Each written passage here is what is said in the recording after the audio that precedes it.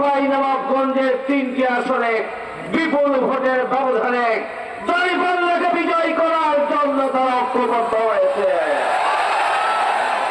আর এতেই মাথা নষ্ট হয়েছে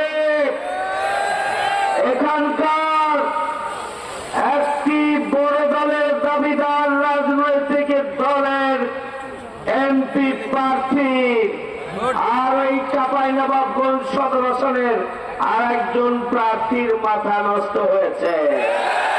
একজন গডফাদারকে দিয়ে সন্ত্রাসী কার্যক্রম পরিচালনা করবেন, আর রানীহাটি ইউনিয়নে একজন গডফাদারকে লেলিয়ে দেবেন। সাবধান হয়ে যান পক্ষে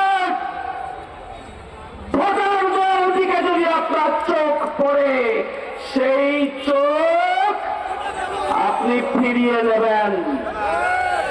কুয়ার মধ্যে লাফালাফি করেন, সমুদ্র দেখেন নাই, পদ্মা দেখেন নাই, কুয়ার মধ্যে লাফালাফি করবেন না। আপনাদের লাফালাফি বন্ধ করার জন্য একটা ঘোষণাই যথেষ্ট, কিন্তু আমরা সেই ঘোষণা দিতে চাই না। এই সমস্ত কুয়ার ব্যাংকদেরকে বলবো, আস্তে করে চুপ হয়ে যান। আমাদের কোন ভোটারদের দিকে বাঁকা চোখ দেখাবেন না, রক্তচক্ষু দেখাবেন না, হুমকি দেবেন না। আমরা হুমকিকে ছড়াই পরোয়া করি। আপনারা খারাপ, আপনি কে? কোথায় আপনার শক্তির উৎস? কোথা থেকে এসেছেন আপনি? আপনি কয়েক ডজন বোমার মালিক মাত্র।